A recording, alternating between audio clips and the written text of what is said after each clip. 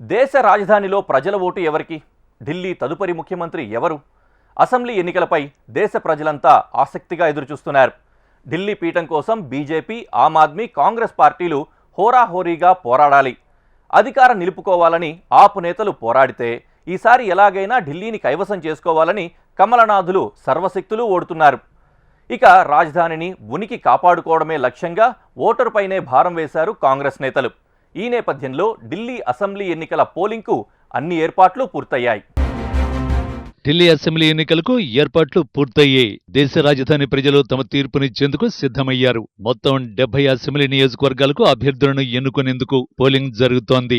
1,56,00,000 మంది ఓటర్లు ఢిల్లీకి నూతన ముఖ్యమంత్రిని ఎన్నుకోనున్నారు. 83.76 లక్షల మంది పురుషులు, 72.36 లక్షల మంది మహిళలు, 1,267 మంది థర్డ్ జెండర్ ఓటర్లు ఓటు వేయనున్నారు. వీరి కోసం 13,766 పోలింగ్ స్టేషన్లు ఏర్పాటు చేయగా ఇందులో దివ్యాంగుల కోసం 733 కేంద్రాలున్నాయి. వృద్ధులు, దివ్యాంగుల కోసం ముందస్తు పోలింగ్ సదుపాయం కల్పించగా ఇప్పటికే 7,980 మంది తమ ఓటు హక్కును వినియోగించుకున్నారు. పోలింగ్ కేంద్రాల వద్ద రద్దీని తెలుసుకునేందుకు క్యూ మేనేజ్మెంట్ సిస్టమ్ అప్లికేషన్ ను దేశంలోనే తొలిసారిగా ప్రవేశపెడుతున్నారు. ఢిల్లీ అసెంబ్లీ ఎన్నికల పోలింగ్ కోసం దేశ రాజధానిలో భారీ సంఖ్యలో కేంద్ర బలగాలను మోహరించారు. 220 కంపెనీలకు పైగా సాయుధ బలగాలు, 19,000 మంది హోంగార్డులు, 35,000కు పైగా పోలీసులను ఎన్నికల విధుల్లో నియమించారు. 3,000 పోలింగ్ బూత్లను సున్నితమైనవిగా గుర్తించిన ఎన్నికల అధికారులు కొన్ని ప్రాంతాల్లో డ్రోన్లతో పర్యవేక్షించేందుకు సిద్ధమయ్యారు. సున్నితమైన ప్రాంతాల్లో ఫ్లాగ్ మార్చులు నిర్వహించారు. ఢిల్లీలో సోమవారం సాయంత్రానికే ప్రచారం నిలిచిపోయింది. దీంతో నాయకులంతా పోలింగ్ మీద దృష్టి కేంద్రీకరించారు. చివరి రోజున రాజకీయ పార్టీలు హోరాహోరీ ప్రచారం నిర్వహించాయి. 8వ తేదీన వారి భవితవ్యం తేలనుంది. అధికారం కాపాడుకునేందుకు అధికార ఆమ్ ఆద్మీ పార్టీ అనేక హామీలతో ప్రజల్లోకి వెళ్లింది. 2 దశాబ్దాలకు పైగా అధికారానికి దూరమైన బీజేపీ ఒక్కసారి అవకాశం ఇవ్వాలంటూ ఓటర్లకు విజ్ఞప్తి చేసింది. చివరి రోజున 22 రోడ్ షోలు నిర్వహించింది. 2013కు ముందు 15 ఏళ్లు పాలించిన కాంగ్రెస్ మరోసారి అధికారంలోకి వచ్చేందుకు సర్వశక్తుల్ని కేంద్రీకరించింది.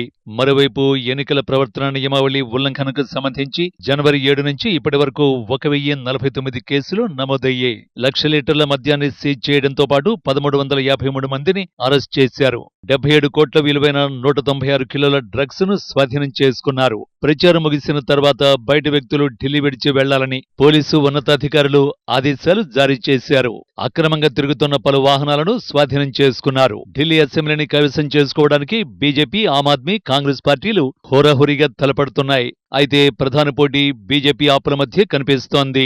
ఢిల్లీలో మొదట బీజేపీ కాంగ్రెస్ మధ్య పోరాటం ఉండేది. ఢిల్లీ అసెంబ్లీకి 1993లో తొలిసారి జరిగిన ఎన్నికల్లో బీజేపీ విజయం సాధించింది. 1998 ఎన్నికల్లో కాంగ్రెస్ పార్టీ ఢిల్లీ అసెంబ్లీని కైవసం చేసుకుంది. ఆ తర్వాత వరుసగా 2 ఎన్నికల్లో అధికారాన్ని నిలుపుకుంది. 2013 అసెంబ్లీ ఎన్నికలు వచ్చేసరికి అరవింద్ కేజ్రీవాల్ నాయకత్వంలో కొత్తగా ఏర్పడ్డ ఆమ్ ఆద్మీ పార్టీ అనూహ్యంగా విజయం సాధించింది. ఆ తర్వాత జరిగిన 2 అసెంబ్లీ ఎన్నికల్లోనూ అధికారం నిలుపుకున్న ఆప్ పార్టీకి ఇప్పుడు కష్టాలు మొదలయ్యాయి. మద్యం కుంభకోణంలో కేజ్రీవాల్ సహా ముఖ్య నేతలు జైలుకు వెళ్లి రావడంతో ఆమ్ ఆద్మీ పార్టీ ప్రతిష్ట మసకబారింది. ఆప్ అవినీతిని అస్త్రంగా ప్రయోగించి విజయం సాధించేందుకు బీజేపీ రంగంలోకి దిగింది. మరోవైపు కాంగ్రెస్ పోరాటం కేవలం ఉనికిని చాటుకోవడానికే పరిమితమంటున్నారు విశ్లేషకులు. ఆప్, కాంగ్రెస్ పార్టీలు ఇప్పుడు రాజకీయంగా కీలక మలుపులో ఉన్నాయి. ఢిల్లీలో ఆ పార్టీలు చూపించే ఫలితాలు జాతీయ స్థాయిలో ఉనికిని కాపాడుతాయి. మొత్తానికి 3 పార్టీలకు ఢిల్లీ అసెంబ్లీ ఎన్నికలు కీలకంగా మారాయి. ప్రతి లోక్సభ ఎన్నికల్లో ఢిల్లీలోని 7 సీట్లను ఏకపక్షంగా గెలుచుకుంటూ వస్తున్న బీజేపీకి ఢిల్లీ అసెంబ్లీ ఎన్నికల్లో వరుసగా ఓటములు ఎదుర్కోవడం మింగుడు పడటం లేదు. ఆమ్ ఆద్మీ పార్టీ నుంచి అధికారం కైవసం చేసుకోవడమే లక్ష్యంగా సర్వశక్తులను కూడగట్టింది బీజేపీ. అరవింద్ కేజ్రీవాల్ సహా ఆప్ నేతలపై అవినీతి కేసుల్ని అస్త్రంగా మార్చుకున్నారు కమలనాథులు. ఢిల్లీ ఓటర్లను ఆకట్టుకునేందుకు అనేక వాగ్దానాలను చేశారు. ప్రధాని మోడీ స్వయంగా రంగంలోకి దిగి బీజేపీ తరఫున ప్రచారం చేపట్టారు. బీజేపీ పాలనలో ఉన్న రాష్ట్రాలని డబుల్ ఇంజిన్ వేగంతో అభివృద్ధి చెందితే ఆప్ నాయకుల అవినీతితో ఢిల్లీ వెనుకబడిపోయిందని కేంద్ర హోంమంత్రి అమిత్ షా వ్యాఖ్యానించారు. అరవింద్ కేజ్రీవాల్, మనీష్ సిసోడియాలు బడేమియా చోటేమియాలని విమర్శించారు. ఢిల్లీలో ఆప్ వ్యతిరేక వేవ్ నడుస్తోందని, ప్రజలు చీపురు పార్టీని ఓట్ చేస్తారని ధీమా వ్యక్తం చేశారు. ఈసారి మోడీకి ఒక్క ఛాన్స్ ఇవ్వండి. ఈ 5 ఏళ్లలో ప్రపంచంలోనే ఉత్తమ రాజధాని నగరంగా ఢిల్లీని తీర్చిదిద్దారు తీర్చిదిద్దుతామన్నారు. కాగా బీజేపీ ప్రచారాన్ని తిప్పికొట్టారు ఆ పార్టీ జాతీయ కన్వీనర్ అరవింద్ కేజ్రీవాల్. తమ పార్టీ ఓడిపోతే ప్రభుత్వ పాఠశాలలు, ఆస్పత్రులు మూతపడతాయన్నారు. ఆపు ఓడిపోతే ఉచిత కరెంటు, నీరు, నాణ్యమైన విద్య, ఆరోగ్య సేవలన్నీ ఆగిపోతాయి. బీజేపీ వీటన్నింటినీ ఆపేస్తుందని ఆరోపించారు. దేశ రాజధాని ఢిల్లీ ప్రపంచంలోని అతి పెద్ద నగరాల్లో ఒకటి. కానీ ఇక్కడ మౌలిక సదుపాయాలు మాత్రం దారుణంగా ఉన్నాయి. కొన్నేళ్లుగా తీవ్ర వాయు కాలుష్యంతో ఉక్కిరిబిక్కిరి చేస్తోంది. విద్య, వైద్య సౌకర్యాలు చాలక తీవ్ర ఇబ్బంది పడుతున్నారు. దేశ రాజధాని ఢిల్లీలో అసెంబ్లీ ఎన్నికల వేళ యమున కాలుష్య అంశం ప్రస్తుతం ప్రధానాంశంగా మారింది. తాము అధికారంలోకి వస్తే కాలుష్యాన్ని అరికట్టి యమునకు పునరుజ్జీవం ఇస్తామని బీజేపీ, ఆప్ పార్టీలు తమ తమ మేనిఫెస్టోలో ప్రకటించడంతో ఈ అంశం ఇప్పుడు ఎన్నికల హామీలో ప్రధానమైనదిగా మారిపోయింది.